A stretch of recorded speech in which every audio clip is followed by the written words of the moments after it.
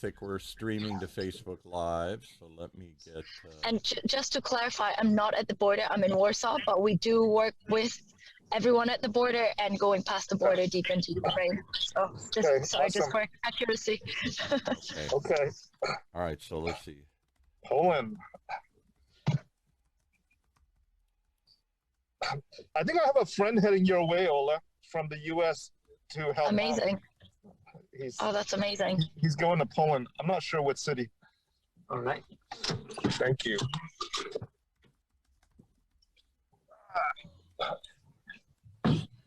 Hang on, I'm typing this in here. I thought you were going out the other side. Yeah.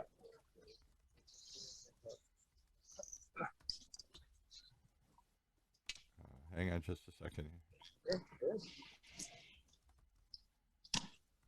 Okay. All right. Thank you so much. Everybody set? Yeah. All right, let me get one more thing going here. What a timely, powerful topic. Only Dr. Trinh would know somebody, a Vietnamese no less, who's in Poland helping Ukrainian orphans and refugees. I don't know anybody helping. Okay. I gave $1 last week at church. That's all I did. Okay. Okay, there's no sound on. I got to do one more thing. Okay, so here we go. Everybody stay quiet. Hang on.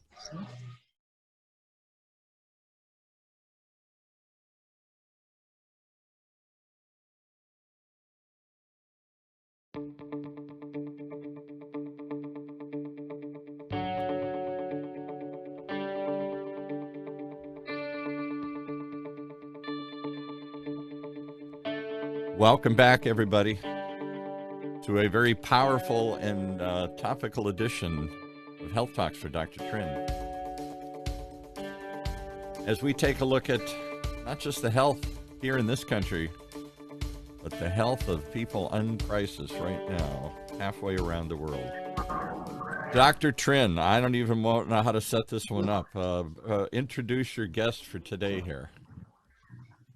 Yeah, I want to introduce you guys to Ola.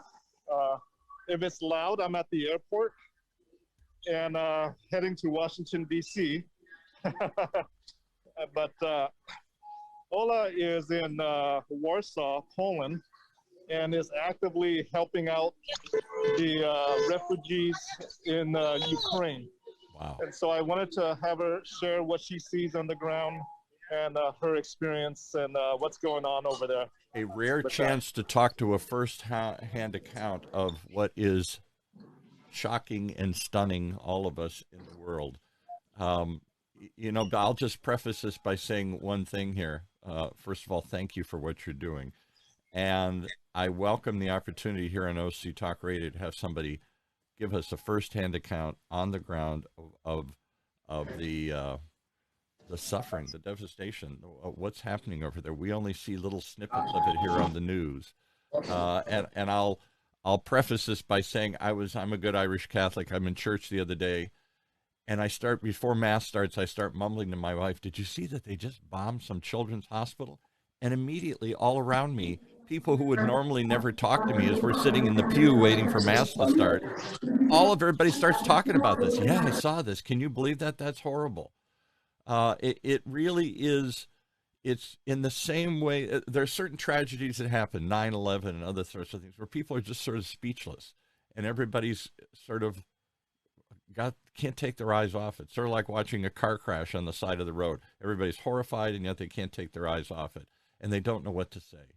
So let's start with a little background on who you are. Why the heck are you there? And then we'll talk about what you're doing and what you're seeing. Why are you in Poland, in Warsaw, working with orphans and refugees, Ukrainian orphans and refugees? Why? Thank you for the intro, Dr. Dung, although I think he's left us now. I think he does. He's getting on a plane here, so I think it's just you and I here. Right? Yeah, thank you, Paul. So I'm a Polish citizen of Vietnamese origin.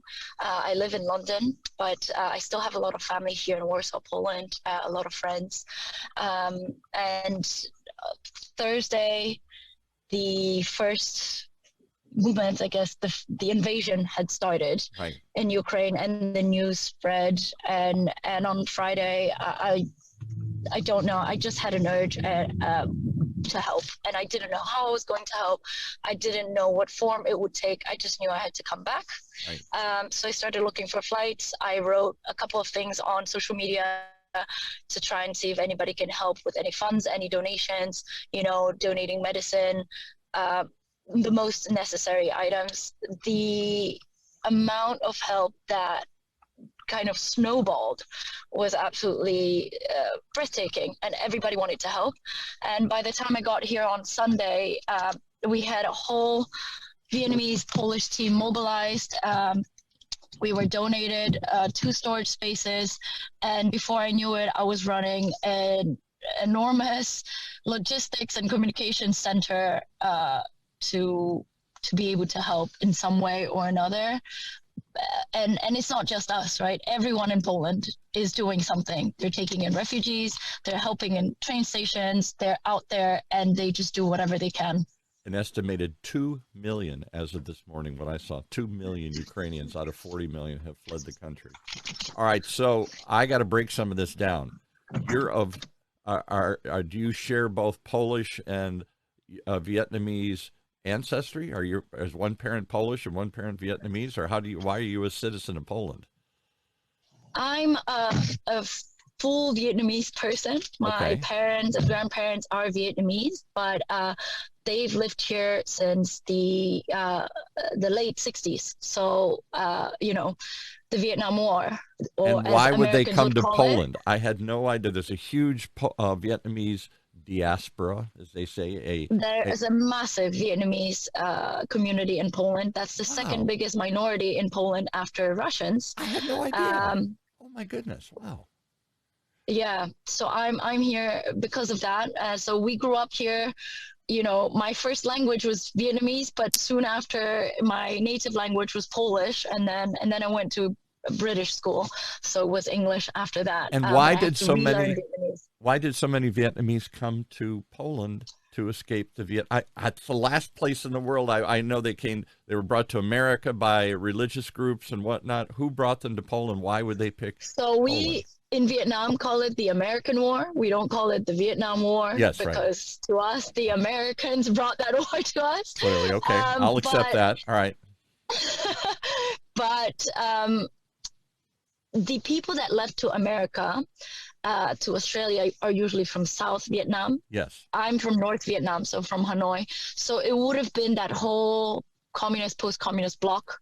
So, people from the Russians are supporting the North Vietnamese, all the communist bloc is supporting. And so I didn't know that the communist bloc took in their allies, just as we took in on our allies in the South in this civil war country. Yeah. So my parents came here and they stayed. Wow.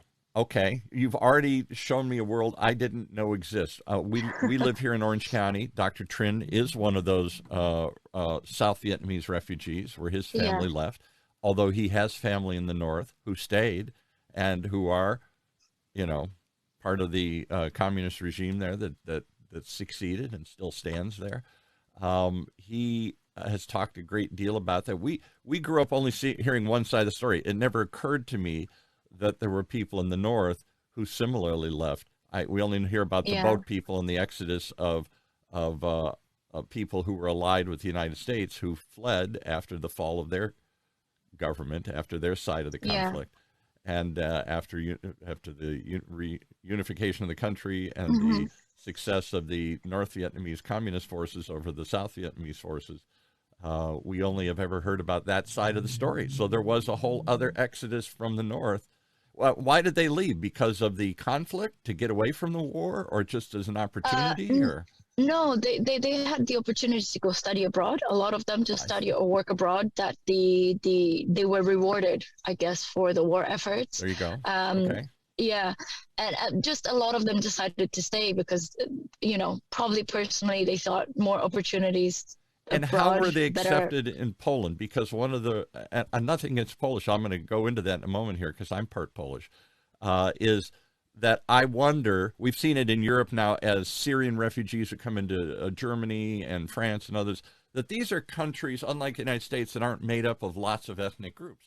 They go back generations, hundreds, thousands, 1,000 years with one tribe, one group of people. And all of these European nations struggle absorbing refugees from other countries. The British have struggled absorbing refugees in Britain. Is Britain still Britain if everybody looks different and speaks a different language? You know, the United States was founded on that idea. Everybody came from somewhere else. So we accept that mixture maybe a little easier. That's part of our whole DNA, people coming here from other parts of the world. But in Poland, were they accepting of that? Were you welcomed in Poland? Or has it been a difficult transition? Or I don't know. I never heard of that. I think it was very difficult. I can only obviously speak from my own personal experience. You know, growing up in Poland in the early 90s was an interesting time. And I remember the first time I saw a African person, and I ran home and I told my sister, and I said, times are changing. It's going to be good now. It's going to be good because there's other people now from other places. I just read about, there was apparently a large group of African students in Ukraine, maybe for the same reason, for the opportunities to study there, and they have felt trapped. And many of the reports said they're not being treated well by the Ukrainians or the Russians, that they're the last out, the last anybody's thinking about here. Have you witnessed any of that? We only think of Ukrainians as a unified people, just like Russians as unified people, as Polish as one group. We don't think of ethnic minorities, particularly not just native ethnic minorities that have been there for hundreds of years, but people who've literally been transformed, brought there from other parts of the world. I don't know if you see any of that or if you've noticed any of that, but So I'm not across the border in Ukraine, so I can't say anything from my own account, but I do know a lot of people who are going there to help the people of color, Black people and people of color and people that were struggling to get out. I know that the UN got involved. They were there. So I think that situation is getting resolved. I hope so. It's almost like people from another. It's almost like people from another place who get trapped somewhere. They didn't mean to get. They weren't there trying to live in the country necessarily. They're there studying. They're there taking advantage of some opportunities, and all of a sudden they're at the wrong place at the wrong time, and caught in a war between two different groups that they maybe don't understand, and nobody knows. It's a forgotten, strange thing. All right. Having said that, so you're a Vietnamese citizen, of Vietnamese descent, but a citizen raised in Poland. Your parents left there, like a lot of other Vietnamese from the north, to study and opportunities and whatnot. And you go to London to study, and all of a sudden you got to come home. Why? So I work in London. So I actually work for an American firm. Okay. But in London. Right. And what do you do? What do you do? I work in augmented and virtual reality. Okay, all right. This gets stranger and stranger. Okay, all right. So a Vietnamese Polish citizen living in London, working for an American company in augmented reality. This is starting to sound surreal. Okay, all right. So but it shows you that when stuff happens, right, we're stripped of everything that we are, and in the end we're just humans. So it doesn't matter. It doesn't matter what you do, it doesn't matter where you come from, doesn't matter who you are, because at the end of the day there's suffering, and what we're trying to do is relieve some of that, and that is the end of it, right? So how have the Poles reacted in two specific ways? One, I suspect that the brunt of the refugees have fled across the border to Poland, of these 2 million people. No country is ready to take 1 million, 2 million refugees in. Where do you put them? How do you feed them? How do you house them? Sanitary conditions, whatnot. I mean, it's inconceivable to me. I unlike Dr. Trinh, I didn't go through a war. Unlike your parents, I didn't go through a war and then suddenly understand what it's like to just pick up and leave, particularly if you're under assault, and to just grab a suitcase and leave your house and leave your home and leave your friends and just get the heck out of there. And now you're standing in another country with nothing, a suitcase and no place to stay, no car, maybe no money. How I can't even wrap my head around what that's like. So how have the Poles, I'm sure they have stepped up to the moment because they feel a certain solidarity with what's happening here. They broke away from the Russians many years ago and probably are very supportive of the Ukrainians trying to stand up to the Russians themselves. But how have they accepted this flood of refugees? So I'll give you a statistic that we have here right now. Every 3 seconds, 2 Ukrainians arrive in Poland. Oh. The amount of help is unimaginable. I couldn't fathom it because just like you, I read about war. I've seen it in history books. I grew up in Krakow, so I used to visit Auschwitz as part of our curriculum. We had to go and visit and understand what war meant. And I grew up with Vietnamese parents that talked about war since I was a kid. Yeah. They talked about, hiding in bunkers, hiding on the way from and to school, from planes that were bombarding them, their villages. So I understood that, I thought, until I arrived here. And I don't, a lot of people don't even arrive with suitcases. There was a little girl, she lost a shoe while running, and her mom, she put 4 socks on for her on one of her feet. Oh I'm very sorry, but this stuff gets me. Gets me, yeah. And she was running with 4 socks on one of her feet, and it's -6 degrees outside and snowing. And by the time they managed to make it to the border, the socks had ripped. Yeah. And this little girl, I mean, I apologize, the car is going crazy. Okay. But the amount of suffering here is unimaginable. People have left everything behind. Life as we know it no longer exists for them. Yeah. They come here and they have absolutely nothing. And a lot of kids that we have just visited now in the orphanage, some of them had been shoved into a bus by their parents who had to stay behind. So some of it was single dads that had to stay and fight. Right. Some of it was their moms who had to stay with their grandparents who were unable to leave. And these kids from one moment to the next suddenly have no parents, right? There was a couple of twins that are 2 days old. They were born 2 days ago, and their parents both died in a building that had been bombed. Oh my God. So now just talk about the logistics. So you've got millions of people, and is Poland accepting most of the refugees? I know Moldova has taken a lot because that's another country right on the border that most Americans couldn't even pick out on a map. But Moldova is a small country absorbing a lot of people. But I'm assuming most of these 2 million plus refugees are heading across to Poland. That's the easiest place to go. And do they go to a staging area? Is it like a tent city that the government or charities set up, and they immediately show up and they say, here, come on in, we'll give you a warm bed and a place and a blanket and something to do and some food? Is that how it works? I don't even know what happens when millions of people flood across the border. So there's 9 border points between Ukraine and Poland. The border that they share is 535 kilometers. Okay. There's 9 access points. People get to those access points either via train that goes from cities in Ukraine, or with their own vehicles. A lot of vehicles that you take get stuck in traffic because there's just so many of them. So you just abandon your own car. You abandon your car. You just get out and keep going. Yeah. You just keep going. Some people have been walking for 20 hours. Some people have been walking for days in the middle of winter.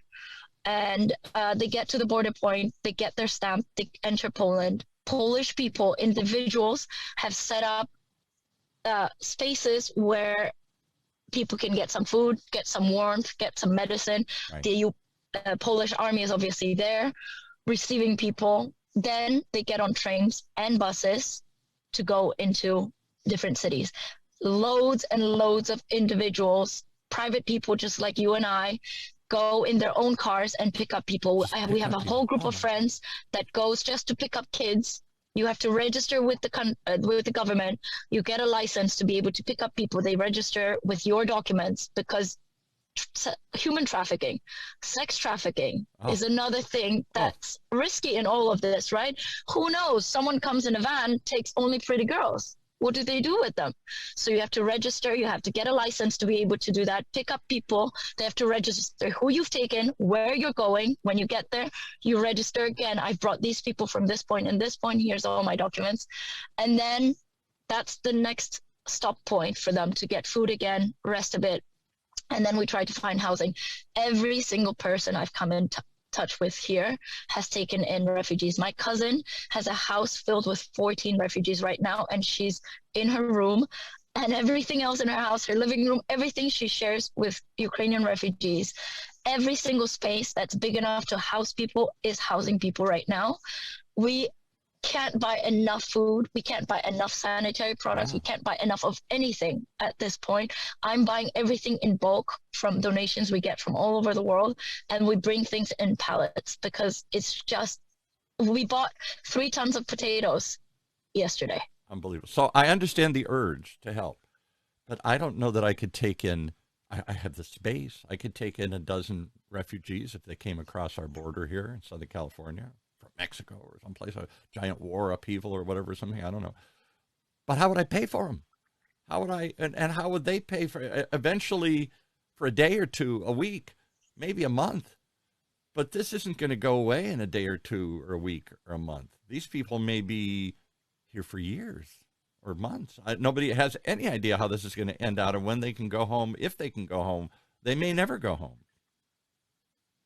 I mean, that's the open-ended nature of this. So I guess nobody thinks about that right now. You just got to respond and help. But help for how long and how? How do ordinary citizens continue to feed and house and shelter war refugees and children? And what did those people do? Did they just sit there every day and wait and hope they can go home? Or at some point, do they start to make a life where they're at, get a job? Or this is a massive question that you're bringing up, and on top of it, gas prices are going up. Right. Yeah, there is a massive issue with that, but we are definitely in bigger groups or smaller. As an online community, which in this instance, social media has been a godsend for us because we work in big networks here and we ask each other, how can we help long term, right? We're getting all this immediate help now.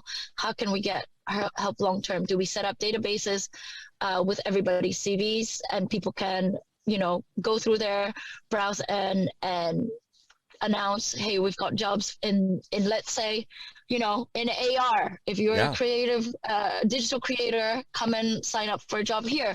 Or what can we do longer term? And I know that a lot of Ukrainian people want to go home. They want to go back and they want to rebuild their country. Why would they? They want to go back. But when will this end? Will they be able to go back? We don't know. But they are definitely not complacent. These are not complacent people. They come here. I've had 2 people come to our storage space to help pack things for other Ukrainian people one day after they arrived. It's a mom and a son, 15-year-old son and her, Miss Irina, who is 50-something. They traveled for 6 days straight. They arrived at our storage space one day after they were helped, and they said, what can we do? And they were there sorting things with us, putting things into boxes, packaging it up, and they said, where can we deliver this? We want to help. We want to get a job. And even the 15-year-old boy said to me, I want to get a job. And me and his mom had to say, you have to study. You have to study. Your life is not over. Your life is not over. I understand what you went through. It's hard to think about studying, but the future is still there, right? Yes, exactly. But these people are not complacent. Everyone wants to work, and the Vietnamese community in Poland has also been trying to help a lot, and they make jobs available, right? And they say, look, we've got businesses here and there, you can come and help us out, and we will pay you money. And so does the Polish community. The Facebook groups that have come up wanting to help are enormous. So people are trying, but we need help from the government. We need help from the EU. I know they're working on certain schemes now so that people that are taking in Ukrainian refugees are going to get some support, but the bills are coming up So we're stuck waiting, and I have a massive problem where PayPal's blocking my funds right now. What? I can't get them out. So Why? there's a lot of logistical issues that no one is helping us solve right now. Because nobody was ready for this. It's not like they had it all in place. Okay, come on over. Exactly. We're ready. Here's the program. Here's how we pay for it. Here's how we dispense to people. Here's how we track them so bad things don't happen to them. All these horrible things you're bringing up. You brought up one that just never occurred to me. There are people in the middle of every tragedy, an earthquake, a war zone, who suddenly see an opportunity. I can do something bad here and make money. I could grab little girls and sex traffic them. Come on into my van here. Oh my God, those people should just burn in the fourth circle of hell or something here. To even have that in your brain, to somehow think I'm going to steal money, steal children, steal something, and take advantage of people suffering at that moment is inconceivable to me, but I'll bet it happens because humans being what they are here. All right, so this is ongoing. We're 14 days roughly into this. The assumption was, when it started, the Ukrainians are so outmatched, so outgunned, so outnumbered, that despite whatever heroism they throw up, despite whatever arms we suddenly rush into their arms, they just can't last. The Russians are going to, through sheer might and force, their assumption was, take over this country. It hasn't happened. The Ukrainians have risen up. The Russians have stumbled badly by every account. And all of a sudden, this thing has everything, has the suggest. We'll know in the next couple of weeks, the Russians seem to be ready to double down and to literally flatten these cities, from what I'm reading, if that's what it takes to take over. And so everything's moving very quickly on the ground right now here. What are you seeing? What are you hearing? What can you tell us is happening there? Is the resistance stiffening? Is the invasion slowing? Or is this just a lull before they really just bomb the hell out of this place and flatten it? I can't tell. I don't know. I just know that loads of women that made it across the border to Poland have gone back to fight. Have gone back to fight. Wow. And last time I checked was 3 days ago, and that number was at 28,000. 28,000 women, Ukrainian women that have made it out, have gone back to fight. You know, in many cases, leaving their children trained. Or their family or somebody behind. I got my kids out. Now I'm going back. I read men doing that, women doing it. Why not? I wonder what we'll know in the next couple of weeks. Is this a protracted fight? Is this a long haul thing? And if the Russians do take over, the assumption is the Ukrainians aren't just going to roll over and say, okay, we lost. That there's going to be Afghanistan, it's going to be Vietnam, it's going to be an ongoing bloody insurrection for years and years, and they'll blow up every building they can, every Russian they see, every gas line they can find to drag this out. So all of which means for the refugees, this could well drag on for months, years. This could be an exodus with no end or no immediate end to it. Are people prepared for the long haul? No, not yet. Who knows? Do they have hope that this will resolve itself soon? What's the sentiment on the ground? I don't think anybody knows what's going to happen, including Poles that are worried that this might escalate. Yeah. But from what I've seen, yesterday we went to another center that took in 200 people. There were people that just arrived that night. There was a woman that I grabbed her on the way, and I said, hey, what do you need? How can I help you? You to me, just tell me what you as a person need right now. Tell me. You to me, one-on-one right now. What can I do for help you? Just tell me. Yeah. What exactly can I give you right now? And she said, I don't know. I don't have a home. My home it's not here. I don't know. People, I think it's a massive crisis of existence, because who are you when someone's trying to erase your entire identity? When you have to pick up and go, you no longer have your community, you no longer have a physical attachment to where you're from. How do you even focus on the small thing of what do I need now when your whole existence is crumbling? It's really hard. I'm going to throw this out. We've got an audience listening. I see some of our regulars here. Steve Wilburn says, my prayers are with you and those you are helping. That's a sentiment I share. I think everybody shares. Our prayers are with you, if nothing else. We don't know what to do. What can we do other than sit in horror and watch this? Send money, send arms, economic pressure. We seem to be responding in all these extraordinary ways that I don't think Putin and his pals thought were going to happen. He thought we'd all just kind of go, okay, what a sad thing, but let's move on. I got other things in life to worry about here other than some country I have very little connection to or knowledge about. I feel sad for them. I think that's what they thought would happen. They grabbed Crimea. They grabbed a little part of eastern Ukraine before they grabbed part of Georgia years ago under George Bush's administration when they were similarly saying, we're going to join NATO. We're going to come over and be part of the West. And he said, no, you're not. And they invaded and took over a little part. Everybody kind of thought it was going to follow that same pattern that we've seen a couple of times. And everybody wrings their hands and a few sanctions go up. And we basically move on. Okay, sorry for those poor people. Instead, they decided to go all out and take over the whole country. I still don't understand why. Because it doesn't seem easy. It doesn't seem welcome. It doesn't seem to have any benefit to them whatsoever, other than they keep Ukraine from switching sides in their ideas from Russia to NATO. What are you hearing from the Ukrainians? Were they shocked? Even Ukrainians from reports I thought this isn't really going to happen. This is just bluster. There's a buildup. Nobody would be that foolish to try and take over this whole country. We don't want you here. This isn't going to happen.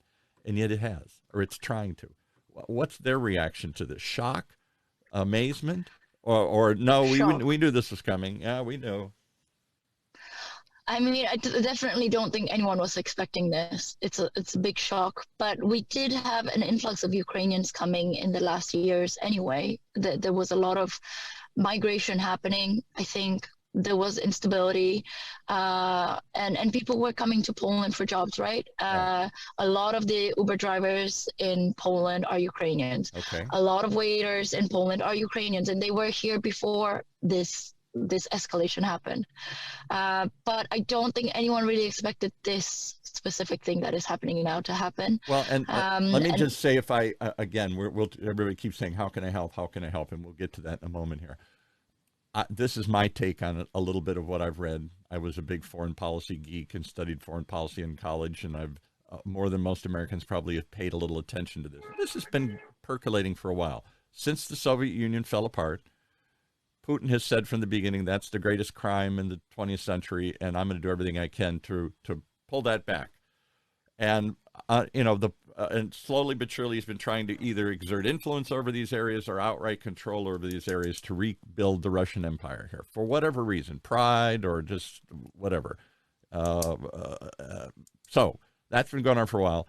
And right after Soviet Union fell apart, all these little republics broke away. Ukraine, Belarus, Kyrgyzstan, all these kinds of places, Kazakhstan, all broke away. Many of them installed puppets that were friendly to the Russians. Belarus to the north, Kazakhstan around the corner, and the Ukrainians did the same thing for a while. This Lukashenko or whatever his name is. And then in this miraculous uprising in 2014, the Ukrainians rose up en masse in protest and drove them out of the country. And since that moment, the Russians haven't been too happy about this.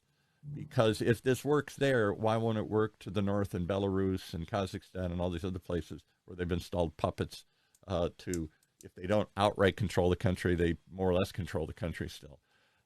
And that's been the fear, on top of the desire to rebuild this, the shame of having lost it all, to restore Russian greatness, all this kind of stuff. There's been this fear that Ukraine would be the role model that would spark similar revolts in all these other little breakaway republics, as well as all the areas, Poland, Hungary, Romania, that quickly ran to the West and said, let's join NATO. Because if you join NATO, there's now a clause that says attack on one is an attack on all.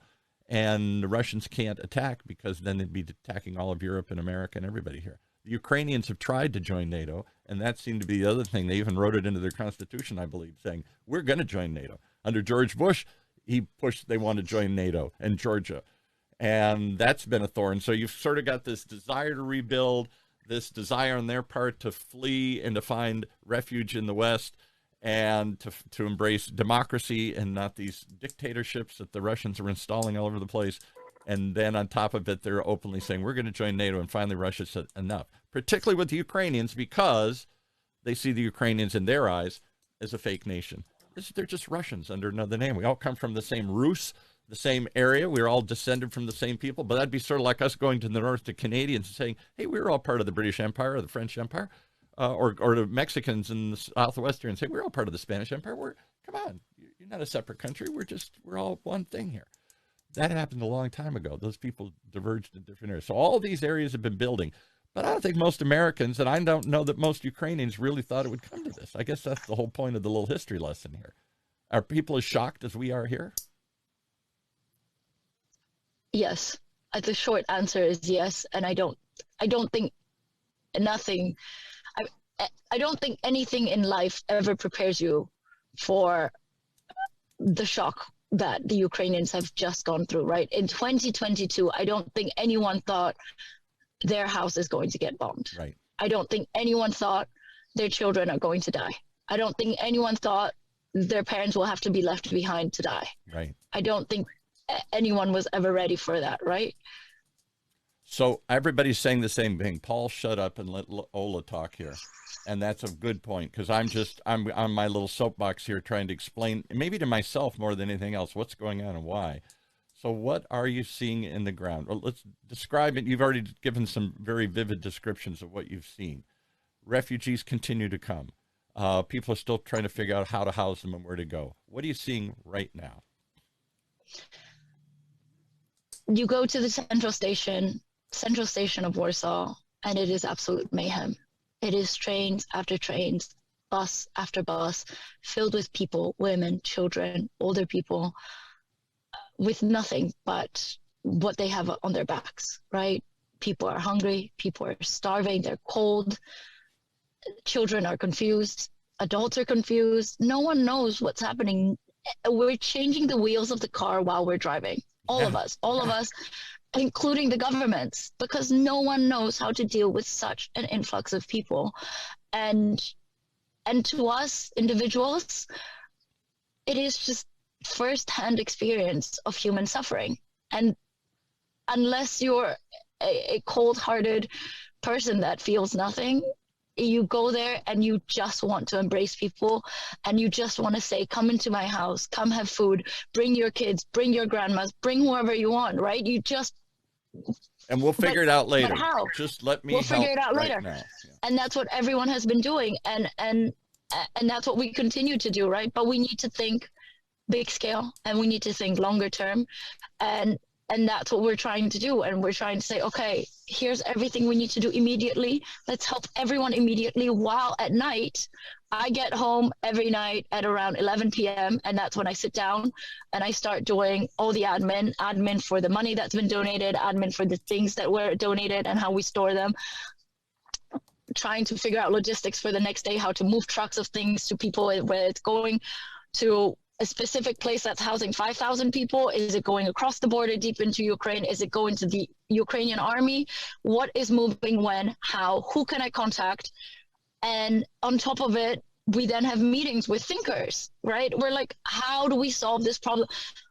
Let's not even try to solve it for everyone. Even let's just talk about the group of young Ukrainians that are here that need jobs to support their parents, need jobs to support their kids. How do we solve this for them? Do we all open companies that provide cleaning services? Do we teach women how to do electrical works so they can all become electricians? Do we set up agencies, creative agencies, and connect them with remote jobs in the US, in the UK? Anyone that has any ideas, please write to me. We are open for ideas. We are thinking big time now, because everything that's coming into us right now needs to go to this immediate help, because these people need this help now. So let me ask you. We need to think about long-term solutions. So let me ask you personally. You felt compelled to come home. This is your adopted home, Poland. People are, and maybe the Vietnamese community more than most in Poland understands what it's like to be a refugee and to be in another country. So you've opened your heart, you've done it. What did your job say?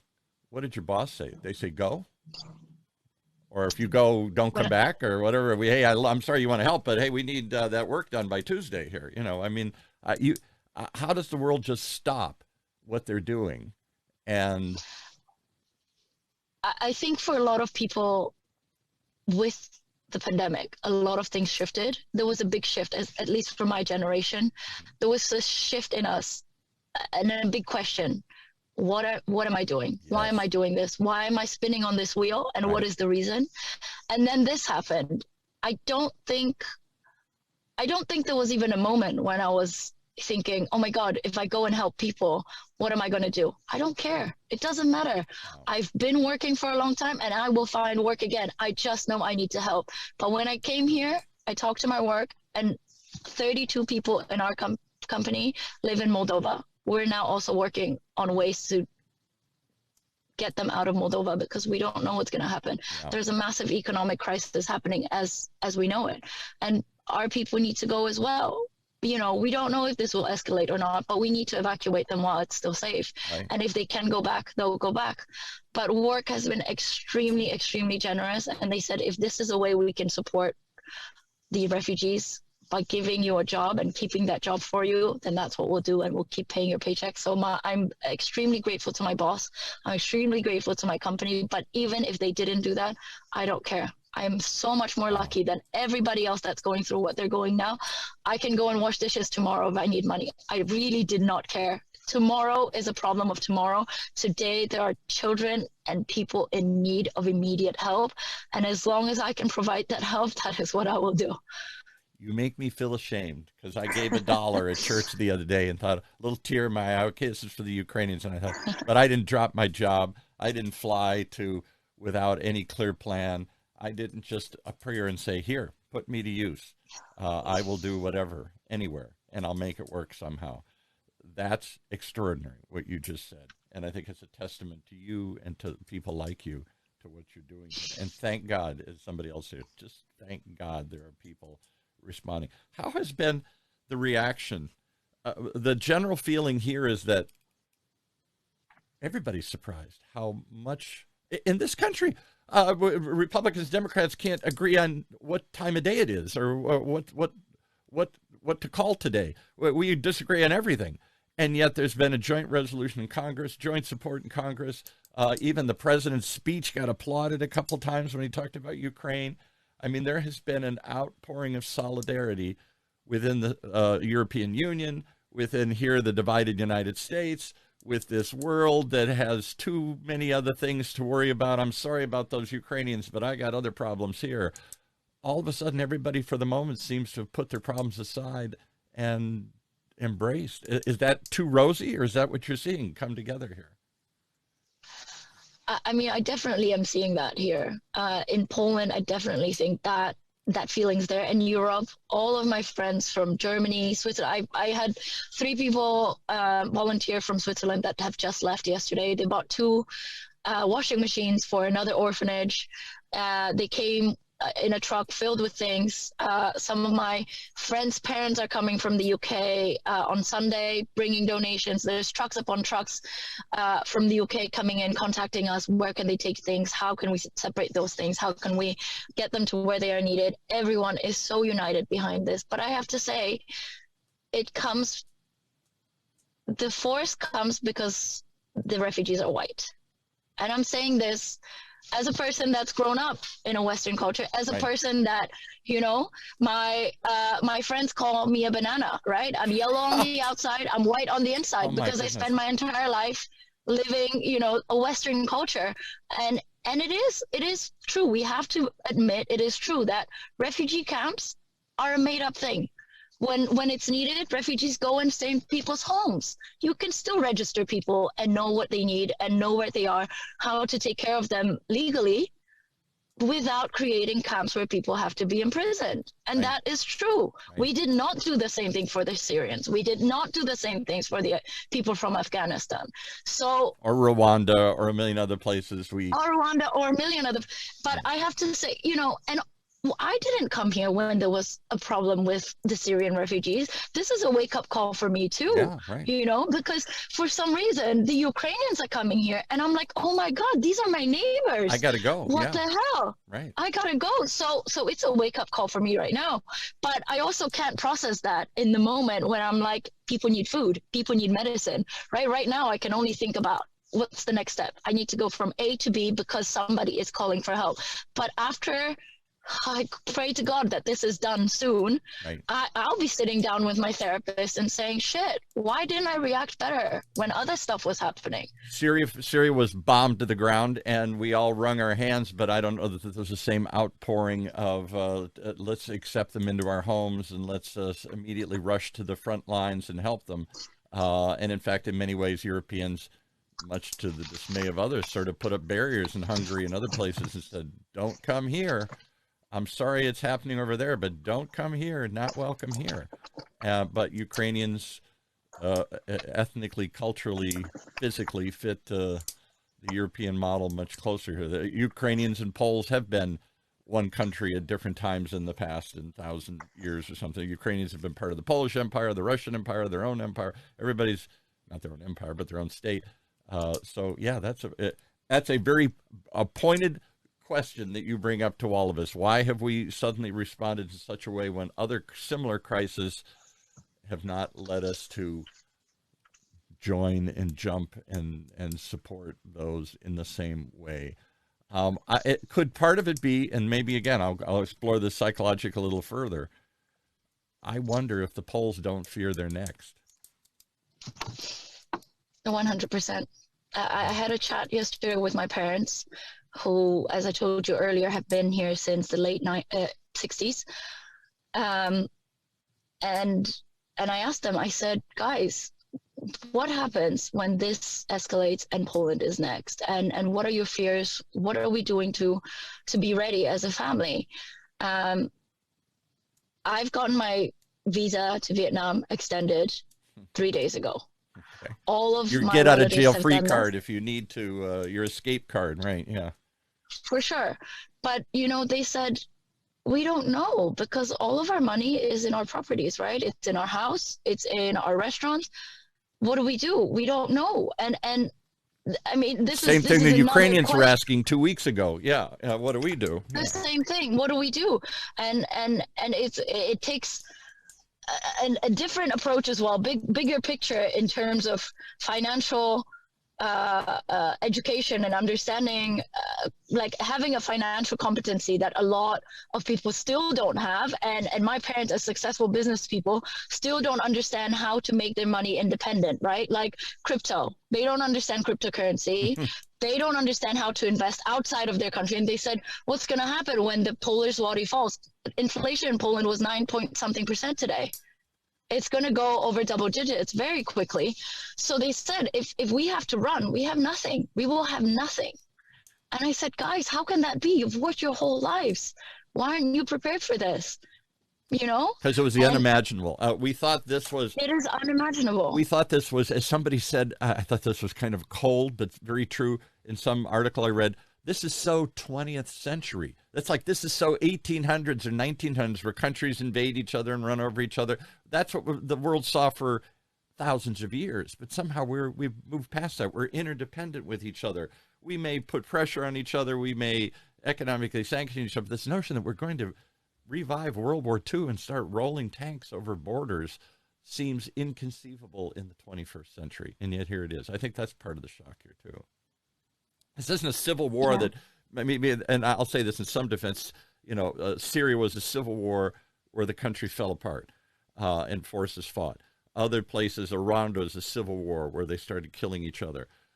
We somehow wring our hands, but we don't understand when one big country invades another. We haven't seen that in a long time.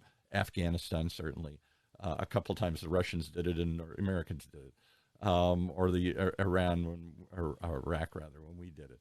But this doesn't happen very often anymore. And I think that's part of what's shocking everybody. We didn't think this was, we thought that was a vestige from a bygone era. The armies rolling over the border and trying to conquer people. But here it is. So, Yeah. everybody wants to know the big question.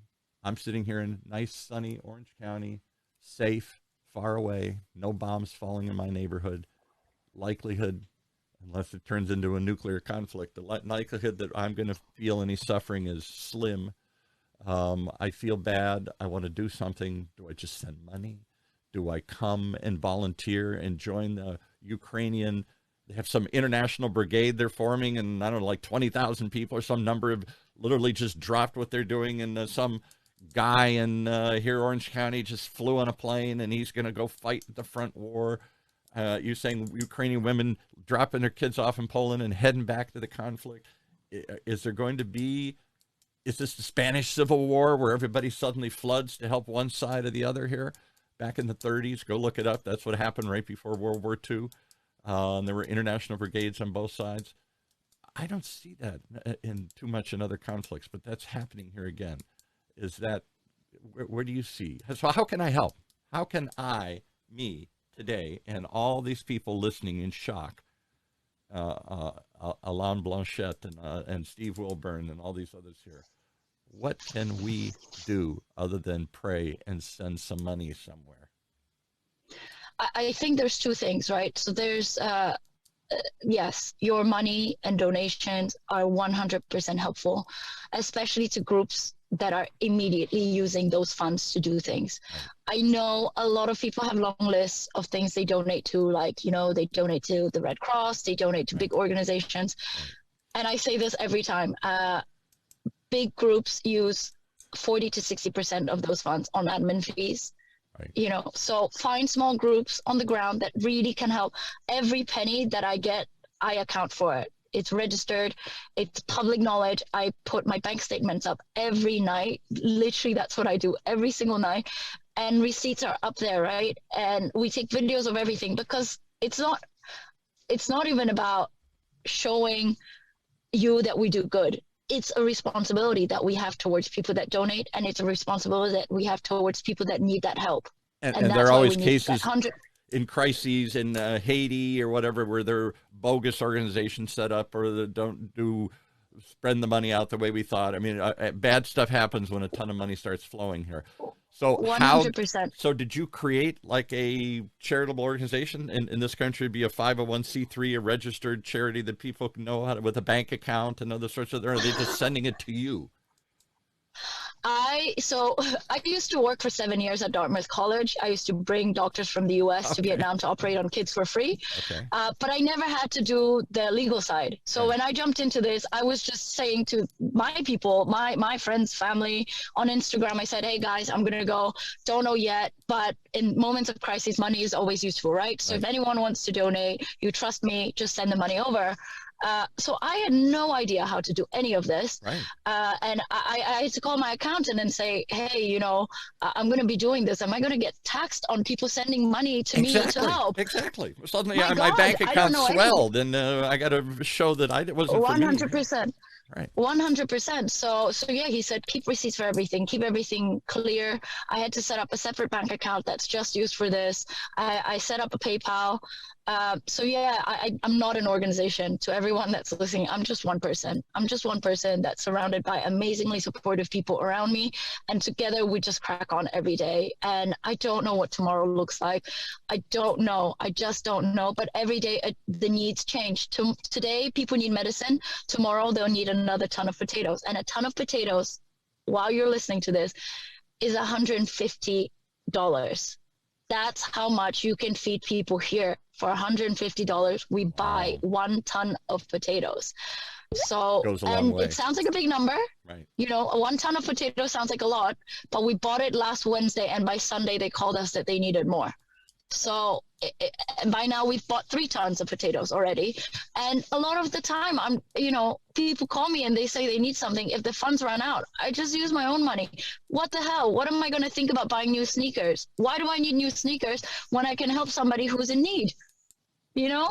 So no, I don't know, because as much as I say that, I don't know that I'd give up new sneakers. I I really feel bad for these people, but I really wanted those new sneakers or something here for a long time. I'm just a kid. I'm just a kid trying to help. So really, I don't know what to tell you. If you can find organizations that can help, if you want to help us, I'm happy to send Paul a link. You probably have communication somewhere where you can send people. Well, you can shout it out right link. here. So tell us how, if somebody wants to send you right now $150 to buy a ton of potatoes. Ton of potatoes. Wonderful. So it's paypal.me. So it's paypal.me/Ola, OLA, Ola Polala. So that's my PayPal link. You guys can send stuff. You can literally just go to PayPal right now on your phone, open that up, give it to us one more time, because most of us aren't used to paying anything on PayPal. Dr. Trinh is, but most of us are not. We don't use it to pay all our bills. So again, I'm going to go to, give me the whole thing again. Yeah, so it's paypal.me. So paypal.me/OLA POLALA. So Ola Polala. All right. So while you're doing this, I'm gonna type it in the chat here so everybody keeps asking me. It's a good point. Yeah. So let me, and that all that gets noted, and you can follow me on Instagram where I give daily updates from the ground all the time. There's videos, photos of everything we do, people we see, and the handle for Instagram is exactly the same as on PayPal, so it's OLA POLALA, Ola Polala. So Robert beat me to it. It's in the chat, and it popped amazing. up. Look at that. Pei Huang. I'm sorry, Huang. I'm going to mispronounce your name. Hong Ding. Okay. Good job. Easier for you to say. I did it real quickly though. That's one thing, but that's only one way you can help. Another way to help is counter the misinformation that Russia is spreading right now. That's what I was going to get to. Because there's Russian trolls, Russian propaganda is spreading on the internet. And my friend just sent me this today from what they've recorded from Russian media. Is there's on Russian news right now, they're saying the Western media is blowing up this whole special military operation. Not a war, not a war, just a special military operation. Yeah, right. The word war has been banned by the Russian government now. Absolutely. So you are not allowed to say that. This is a special military operation that's happening. Right. And when you watch the Russian news, what they show is the bombings that are happening in Ukraine. And they're saying, look how the Western media is showing that this is happening when it's all a lie. We have a live feed for you here from all these Ukrainian cities. Look how sunny it is. Happy look how it is. They're cheering. They're saying, welcome. Happy. Oh, thank God you're here. Cars are going around. And it is insane. It is insane. I can't even begin to fathom why this is happening. But coming from someone who works in augmented reality, it is really not that hard to augment reality. It really isn't. So that was the point I was going to leave with here. I hope you and everybody else keeps flooding social media with what you're really seeing. Capture those stories. Hold your phone up and show me that girl with the 4 socks. Tell the story direct. Don't tell me about it. Have them tell it to me directly, because that's the revolution that's in place now that didn't exist in World War II, in the Spanish Civil War, whatever. The first thing the first thing you lose in war is truth. Information suddenly gets controlled and manipulated on both sides. Now we have the ability to talk directly to people, as you're talking through this medium to people here in Orange County and elsewhere.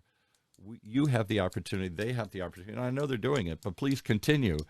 Tell it to me straight. Show it to me through your eyes. And don't just show me what you see.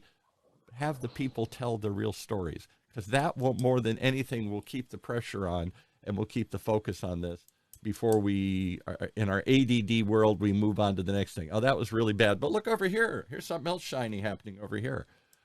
You all have a responsibility in a way, not just to help and to feed and to clothe, but to keep the truth coming through, because it's going to get very confusing. It's not just trolls. It's everybody's going to start manipulating this for their own purposes here. And we will lose focus and we'll forget. And we won't understand how really bad it is. We'll just write it off. Oh, that's too bad. 1 million people died. Next. So, yes, I hope you will. I think not just through your Instagram, any way, shape, or form you can. I would love it if you could come back and get some others to tell their story, not just what you've seen.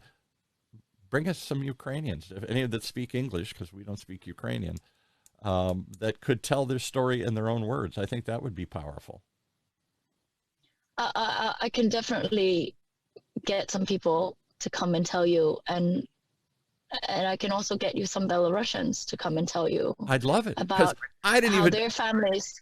Most people don't even know where Belarus is or who they are. All these areas Americans are scrambling to pull out their maps. We're so illiterate about the world. Like, what the heck? Where is this? And what's going Moldovans? I never even heard of Moldovans before, most of my friends say. What the heck is Moldova? I never even heard of this country. These are not front and foremost in our mind. Yeah, I mean, it's not just about the Ukrainians, right? I mean, it is Ukrainians, but then there's the Belarusians, Russians that are forced to fight against their will for something they do not believe in. Don't even understand any more than we do. Why are we here? What are we doing? What's this all about? A lot of conscripts, according to the haze, the fog is coming through. Many of them weren't even told where they were going or what they were going to do. And all of a sudden they're in the middle of a war and they're like, I don't want to be here. What's this all about? They were, like every conscripts, they're wondering what the heck are they doing? So if you could bring us some your firsthand account is powerful. Your story is amazing. God bless you. I hope everybody sends you $150. I got to send you something here today. Everybody pick up that PayPal and do something other than just wring your hands and say how horrible. And beyond that, though, I hope you will help us understand and connect with it by telling the real people stories, not just the overall statistics, which are mind-numbing. I can't even wrap my head around it. Tell it in people stories. I will remember it, I'll relate to it, and I'll retell it over and over again. That's the power of storytelling. So can you help us with that? Yeah, definitely. There's going to be a long list for you. Just a quick note about PayPal. Please make sure you don't choose a commercial transaction that blocks the money for us. And we really need those funds right now. Make sure you choose friends and family sending money, because this is not about any commercial transactions. Okay. This is about people. So please just keep that in mind, because some people are confused. So I'm just getting ahead of that. Please make sure, if you can, to choose a non-commercial transaction, because this is money that's going for food, toilet paper. We're getting people hygiene products. We're getting people medicine. We're getting orphans diapers, formula, you name it. And if we still have time, I can walk you to one of our storage spaces. Yeah, we'll extend this for a couple more minutes. I got a little extra time. I don't want to cut this off. I don't get a chance to talk to anybody in the ground. I'm in the fog of war. I'm wondering what the heck goes on every day. I'll take you with me. I just have to make sure I lock the car, because we have a loaner. Everyone is doing what they can. So our cousins have loaned us a car so we can do this every day. Okay. So I don't want to lose their car. No. Let me walk you. And you're in where? You're in Warsaw or Krakow or what? I'm in Warsaw, right now. This is a storage space that's been loaned to us by a Vietnamese, Polish person as well. Loads of Vietnamese, Poles here. They've loaned this to us. It's literally just a storage space in the middle of this market, outdoor market, and we come here every day. This is a smaller storage that's closer to the city center. So a lot of refugees that have already come here come to us to pick up, or they ring us and they say, or Polish families ring us and say, hey, we took in 8 Ukrainian families. Can you provide us with things that we can give them, from clothing to medicine to food and diapers and things like that. So I'm going to walk you through here. I can turn the camera around just so you can see where I'm going. And what time of day is it in Poland right now? It is right now 6 p.m. Okay. So as you can see, normally this is like an open door market. All these people around here, lots of Vietnamese people, have donated things, and they are not rich people. They don't make a lot of people. This man is a hero. He helps us bring boxes in every day. He's a hero. He sees us. We're a bunch of girls doing this every day. Girls are packing stuff up right now. This is my fiance who's come from London in England to help us. We're packing up toys right now for kids. Everybody is doing something. We've got loads of clothes that we have to sort through. This is going to an orphanage. This is all the baby formula and diapers that we've bought, and that's going to an orphanage that has 120 newborns that have just come in. Pillows, blankets that we've bought, baby food in jars. So yeah, we do this every day. This is a truck full that's arrived. It usually goes out in the next 1 or 2 days because it empties out so quickly, and then we collect stuff and buy stuff again. And what did it cost to buy? Give me a quick idea. That whole storage area that somebody donated, that you just went out and bought stuff with your own funds, with friends' funds, with some donated money. Give me is that $10,000, $20,000? What did you buy? This area, just the diapers and milk, that cost us about $900. This area for the baby stuff. So we spent that. We bought blankets from IKEA the other day. They had a discount for every 100 zloty, which is $20. They would give us $5 off. We posted on social media. We said, guys, send us your codes for this IKEA promotion. We got 35 codes from people, and we bought 357 blankets for $450. So we bought all of those, and we should be able to send you $450 through all the wealthy people, the influential people, the committed people who are listening to this show right now. $450, guys. Let's send them $450 and let's restock this for tomorrow. Restock the baby stuff, guys. This is one of the biggest needs is babies that are newborns, babies that are the last leaving, right? They're always the slowest. Babies are still coming because mothers that are either pregnant or they've just given birth, they can't move as fast as other people. So a lot of moms and babies are still coming. The Vietnamese community is donating loads of things to us like this in bulk, right? Stuff they sell on a normal basis. Gloves for kids. We've got loads of shoes in bulk here because, as I said, lots of people need shoes. They leave and they don't have shoes. So yeah, this is what we do on a daily basis. We just sort, buy, pack, load, and deliver. We've got, rice and things, and this is our small storage space. And we've got a big storage space where everything comes in bulk, and we package that up, whether it goes to the army, whether it goes to the big spaces housing people. And how do you know where to send this stuff? All right, so you buy it, you collect it. Now you got to figure out how to dispense it. Is there a central authority? Are there just an informal network of people? Hey, I need something. Can you help me? It's an informal network of people, but everyone's in touch. And obviously we have people traveling, our friends traveling to the border constantly to pick up people. And they say, hey, this is what they need. Here's the coordinator at the border. Ring them, get a list. Let's get it out to them. So we just go. And whenever I have a spare minute and I hear about an influx of people, let's say at point A, I drive to point A and I say, what do you guys need? How can we help? What do you need? People, things, how can we help? Not yesterday, 3 days ago, we needed 300 sandwiches. I put a message up to the Vietnamese community. They gave us 4,500. Wow. So Vietnamese people, they just came together. They said, let's buy a shit ton of bread. Everybody makes sandwiches. Let's package them. We went and picked them up and dropped them off at 4 points. People were fed for at least a few hours. People were fed, right? And that's what we do. We just... I'm reminded of a story I was told many years ago, and we'll leave with this, of a young boy walking down a beach, and all these starfish have been washed up onto the shore. Starfish. And, of course, now they're in the sun and they're dying. And he starts picking them up one at a time and trying to throw thousands of them. And somebody walks up to him and says, what are you doing, kid? These starfish aren't going to make it. He says, this one will.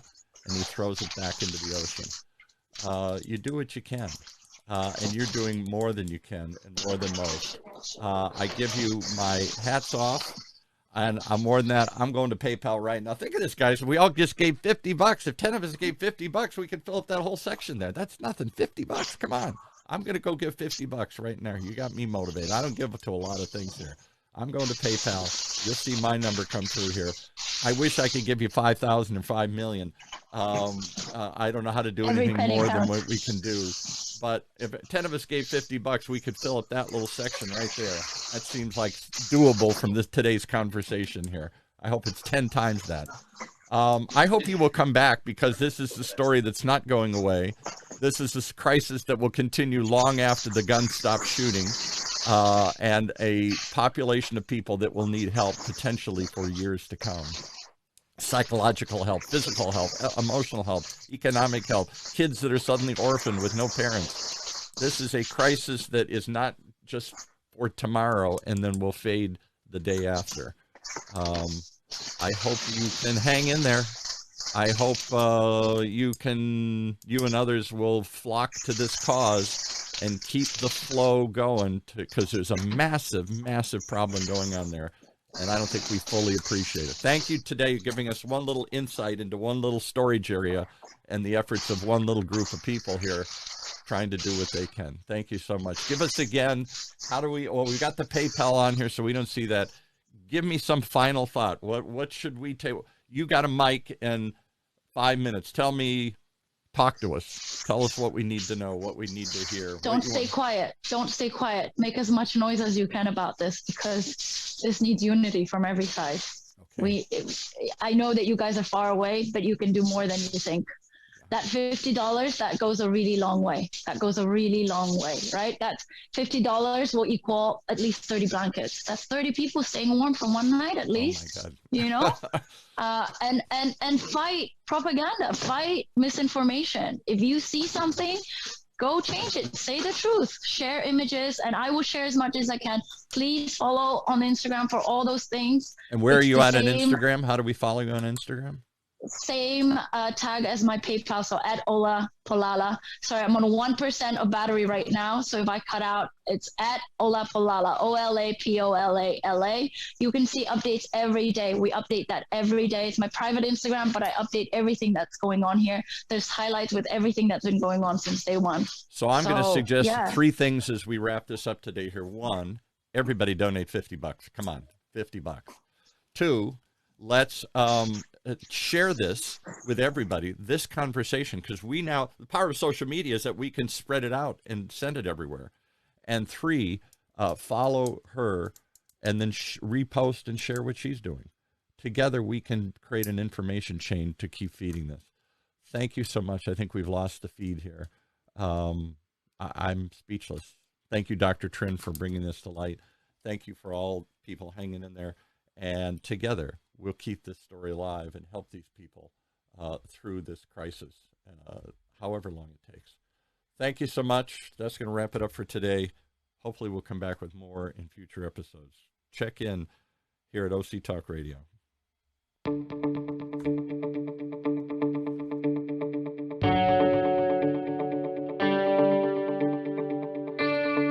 Wow, perhaps the most powerful piece we've ever put out.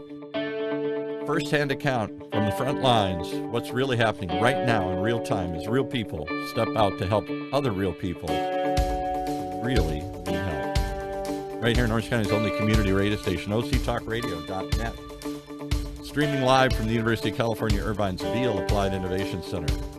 Health Talks with Dr. Trinh.